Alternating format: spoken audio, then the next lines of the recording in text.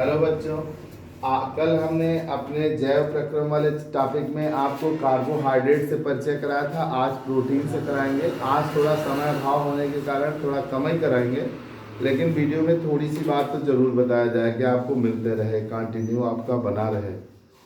तो प्रोटीन क्या है? कार्बन, हाइड्रोजन, ऑक्सीजन, नाइट्रोजन से मिलकर के बनने वाला यौगिक है, जिसमें अल्प मात्रा में फास्फोरस, आयरन और सल्फर भी प्रेजेंट होता है। फास्फोरस, आयरन, सल्फर भी प्रेजेंट होता है। सजीव शरीर में यह 14% होता है, जबकि मृत शरीर में यह 50% होता है। प्रोटीन का निर्माण अमीनो अम्ल का आपस में पेप्टाइड बंध के द्वारा कार्बोक्सिलिक अम्ल के जुड़ने से बनता है। इसीलिए अमीनो अम्ल को, या यूं कह लें कि प्रोटीन का निर्माण अमीनो अम्ल के पॉलीपेप्टाइड बंध के बनने के कारण होता है। इसीलिए अमीनो अम्ल को संरचनात्मक या एकलक इकाई माना जाता है।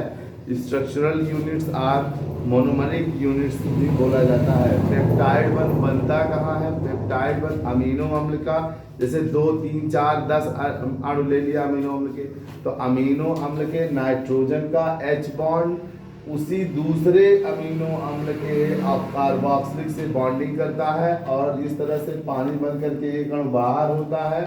ठीक है, और किसका निर्माण हो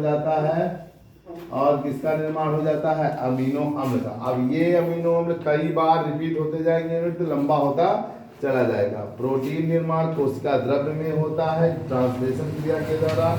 इसी प्रकार से हमारी बॉडी में 20 प्रकार के अमीनो अम्ल होते हैं, बाकी 20 प्रकार के अमीनो अम्ल हमें भोजन से मिलते हैं, और टोटल हो गए 40। इन्हीं 40 अमीनो अम्ल से पूरे पृथ्वी के जितने जीव हैं सबके प्रोटीन का निर्माण होता है। सबके प्रोटीन का निर्माण इन्हीं 40 प्रकार के अमीनो अम्लों से होता है, जिसमें से 20 आपकी बॉडी में बिल्ड होता है, पहले से ऊपर वाले ने कुदरती दिया रहता है, और 20 आप कहां से प्राप्त करते हैं? भोजन से। प्रोटीन का 1 ग्राम अगर बर्न करता है तो आपको 4.1 किलो कैलोरी एनर्जी देता है। प्रोटीन की कमी से बच्चों में क्वासाकिशोर, और जबकि बड़ों में मैरेस्मस रोग उत्पन्न हो जाता है। बच्चों में ही मैरेस्मस रोग उत्पन्न हो जाता है। प्रोटीन अगर ज़्यादा हो जाए तो हमारे लेफ्ट एंड राइट पैर की एड़ियाँ फूलने लगती हैं, तब यूरिक एसिड टेस्ट कराया जाता है, और तब प्रोटीन को रोका जाता है। डॉक्टर बोलता है कि आप दाल न खाएं, आप प्रोटीन के सोर्स वाले मटेरियल कम खाएं। समझ में आया? ठीक। और बॉडी बिल्डर जितने भी होते हैं खूब जम के प्रोटीन लेते हैं, बड़े बड़े पाउडर खरीदते हैं, और उसके बाद जिम में एक्सरसाइज करके बॉडी बनाते हैं। तो प्रोटीन का बहुत बड़ा योगदान है। कहीं अगर आपको चोट वोट लग गई तो उसकी मरम्मत भी कौन करता है? प्रोटीन करता है। तो कल हम लोग नेक्स्ट टाइम पे आपको प्रोटीन के कार्य के बारे में बताएंगे, और फिर अगले किसी न किसी टॉपिक को चर्चा करेंगे। धन्यवाद बच्चों, आज तक यही।